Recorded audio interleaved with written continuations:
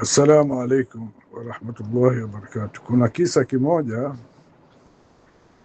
ya mzee mmoja aliacha usia kwa watoto wake watatu. Wa kwanza Abdullah, wa pili Abdullah, wa tatu Abdullah. Abdullah mkubwa, Abdullah wa katikati na Abdullah mdogo. Sasa aliacha usia akasema, Abdullah tarithi wa kwanza, Abdullah wa katikati hawezi kurithi, na Abdullah wa mwisho tarithi. Sasa siku alipofariki watoto wake wakaona usia huo, Abdullah tarithi wa kwanza, Abdullah wa katikati hawezi kurithi, Abdullah wa mwisho tarithi.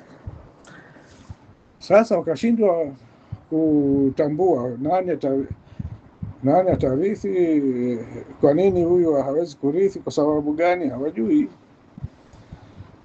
Basi ikabidi wafunge safari kwenda kwa kadhi, awende akawaamulie nani atarithi na nani hawezi kurithi.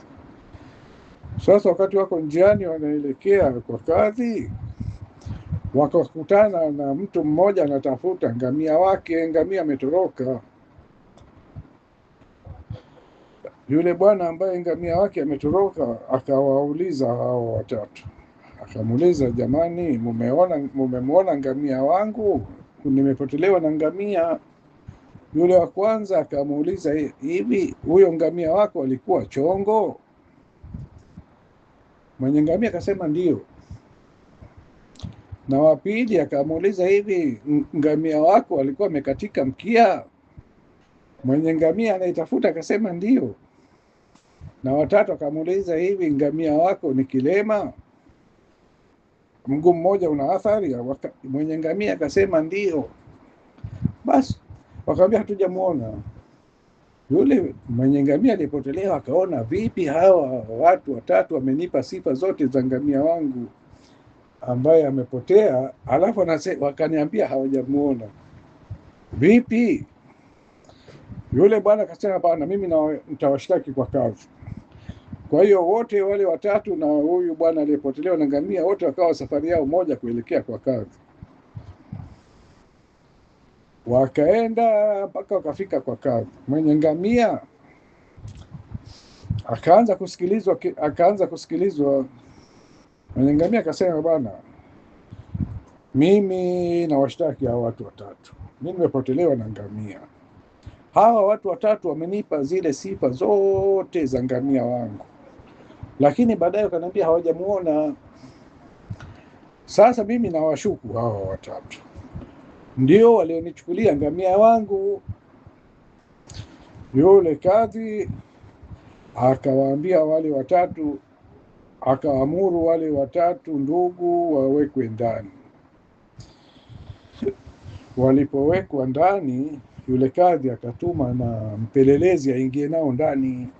Bwana mmoja akatumwa, hajulikani, awapeleleze kule ndani hawa watu watatu watazungumza nini. Huenda wakazungumza maneno ambayo yakaweza kupatikana kwa yule ngamia wa bwana aliyepotelewa.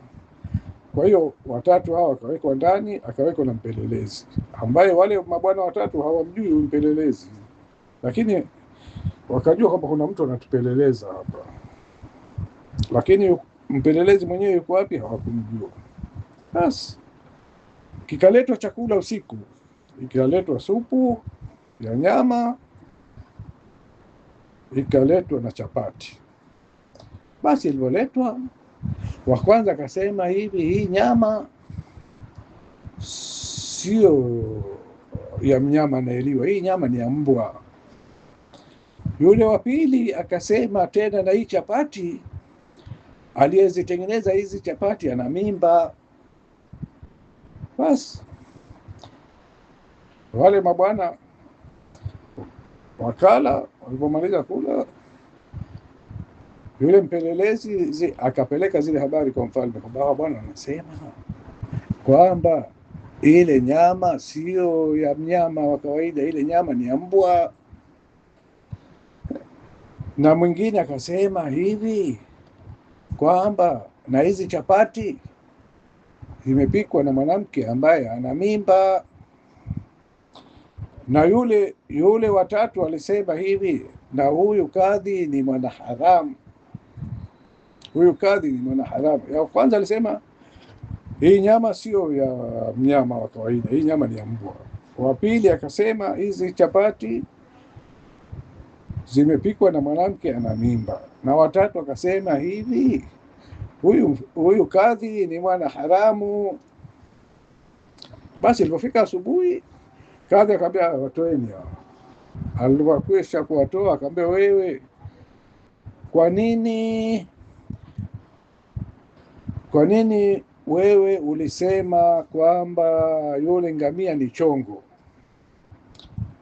Yule bwana akajibu akasema, mimi nilisema yule ngamia ni chongo kwa sababu sisi kwetu tunafuga ngamia, na yule ngamia alikuwa anaonekana anakula majani upande mmoja tu, upande wa pili alikuwa hali kawaida. Ngamia kila upande huu anakula na upande huu, mwenye macho yake yote mawili. Lakini huyu ngamia ambaye alipotea ilionekana mimi niliona majani yameliwa upande mmoja, ndivyo niliposema kwamba huyu ngamia ni chongo. Haya, wewe kesi yako imeisha. Wewe wa pili, kwa nini ulisema huyu ngamia amekatika mkia? Yule Abdullah wa pili akasema kwamba bwana, ngamia kinyesi chake kikidondoka huwa kinatawanyika, kwa sababu ule mkia unapiga yale kinyesi chake kinatawanyika. Lakini huyu ngamia alikuwa akidondosha kinyesi ni moja kwa moja mpaka chini. Kwa hiyo nikajua kwamba huyu ngamia alipotea alikuwa hana mkia. Na wewe watatu ulisema kwa nini huyu ngamia ni kilema? Yule watatu akasema, mimi nilikuwa naona nyayo.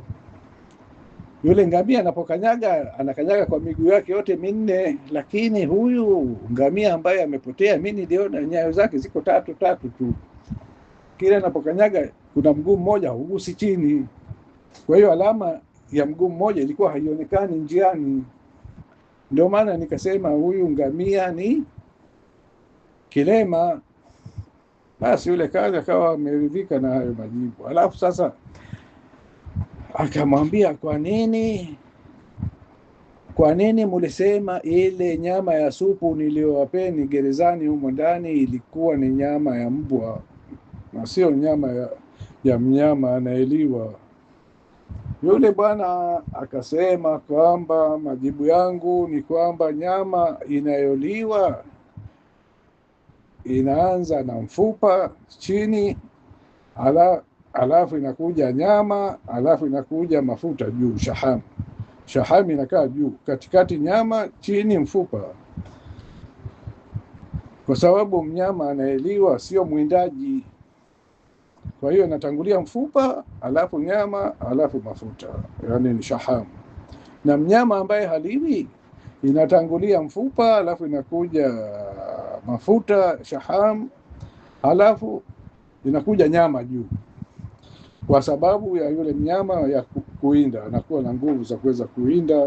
Mafuta inatangulia mfupa, inakuja mafuta, alafu inakuja nyama. Sasa ile nyama mimi niliona imetangulia mfupa, ikaja mafuta, halafu nyama ikaja juu. Nikajua huyu mnyama sio wa kuliwa, huyu mnyama wa kuinda. Ndio maana nikasema hii supu ni ya mbwa. Halafu akamwambia, kwa nini wewe wa pili, kwa nini ulisema kwamba ile chapati imepikwa na mwanamke mwenye mimba?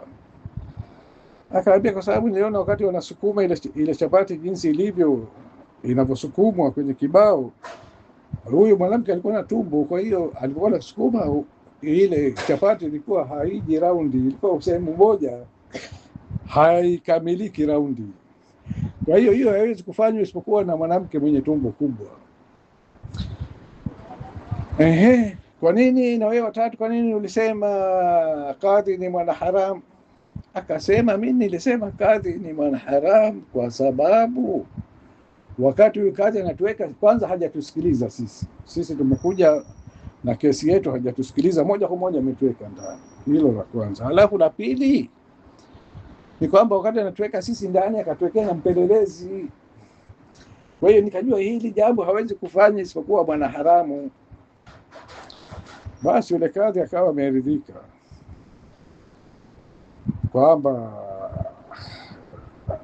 hawa jamaa watatu walipozungumza iko sawa sawa. Kwa hiyo akaambia haya, na nyie leteni kesi yenu.